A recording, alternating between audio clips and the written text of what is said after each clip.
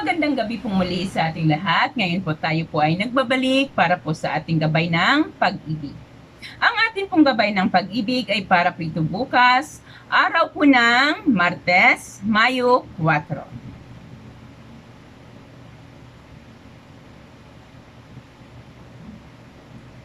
Para po sa may mga zodiac sign, Aries, narito po ang ating gabay ng pag-ibig. Masaya ang araw na ito para sa inyong dalawa dahil sa wakas ay walang bangayan na mangyayari. Parehong tahimik ang inyong kampo, kaya naman pareho kayong magkakaroon ng kapanatagan para sa isa't isa. Mas swerteng numero ay 20 at 30. At para naman sa may mga zodiac sign, Taurus, may mamamagitan sa inyong magkarelasyon ng kaunting hindi pagkakaunawaan. Bagamat walang konfrontasyon na magaganap, ay pareho ninyong alam sa inyong mga sarili na meron kayong hindi pagkakaintindihan. Mas swerteng numero ay 16 at 18. At para naman sa may mga zodiac sign, Gemini, muli kang mabubuhayan ng loob dahil muling magpaparamdam sa iyo ang taong mahal mo. Hindi mo man marinig sa kanya ang inaasahan mong marinig, ay sapat na muna sa iyo ang pagkakaroon nyo ng komunikasyon. Mas swerteng numero ay 51 at 62. At para naman sa may mga zodiac sign, Cancer, tuloy ang ligaya nyong dalawa kahit pa maraming hindi magandang pangyayari sa paligid. Ang importante ay nagkakaintindihan kayo at pinag-iingatan nyo ang inyong mga sarili para sa muli ninyong pagkikita. Mas swerteng numero ay 5 at chess. At para naman sa may mga zodiac sign, Leo, mamimiss mo siya ng todo lalo pa ngayon na wala kang makakasama sa loob ng inyong tahanan.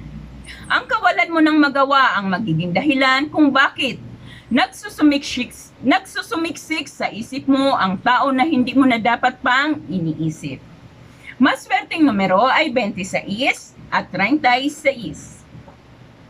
At para naman sa may mga zodiac sign, Virgo, wala kang dapat ikabahala sa kanyang paglayo. Dahil walang mababago sa inyong relasyon. Mananatili kang laman ng puso niya at ganoon ka rin sa kanya. Kaya naman magiging panatag ang araw na ito para sa inyong dalawa.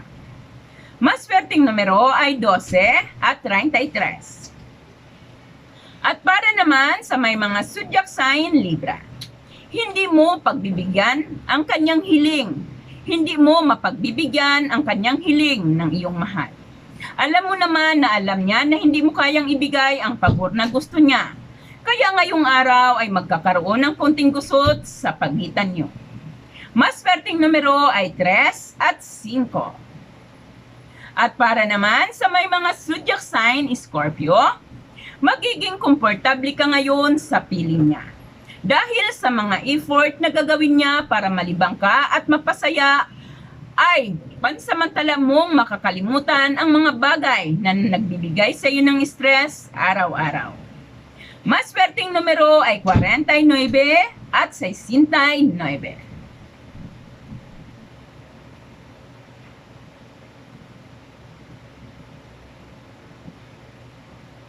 At para naman sa may mga zodiac sign, Sagittarius, wala siyang pinag-iba sa mga dati mong nakarelasyon. Ang tanging naiiba lang ay ang pagmamahal na handa mong ibigay sa kanya kaysa mga nauna. Hindi importante sa iyo kung may dahil man o wala, basta't mahal mo siya. Mas swerteng numero ay 15 at 30. At para naman sa Capricorn, dahil sa ipinakita mong talento, may isang tao kang mabibighani. Siya yung tao na palagi lang nasa tabi mo pero hindi ka nakakakilala sa iyo ng totoo. Subalit ngayong araw ay mapapahanga mo siya ng husto. Mas swerteng numero ay 17 at 26. At para naman sa Aquarius, magiging kapanapanabik para sa iyo ang muli ninyong pagkikita. Pero mabibigo ka pa ngayong araw dahil hindi pa siya makakauwi sa iyo. May mga problema pa siyang kakaharapin sa kanyang kinaroroonan. Mas swerteng numero ay 11 at 22. Para naman sa may mga zodiac sign, Pisces, May mapapansin kang kakaiba sa iyong karelasyon, sa kanyang kilos at maging sa kanyang pananalita. Hindi mo sigurado kung epekto lang ito ng mga hindi magagandang pangyayari sa labas. Ang sigurado para sa iyo ay naaapektuhan nito ang damdamin mo. Maswerteng numero ay 31 at 41. At ito po ang ating gabay ng pag-ibig para po ito bukas, araw po ng Martes, Mayo 4.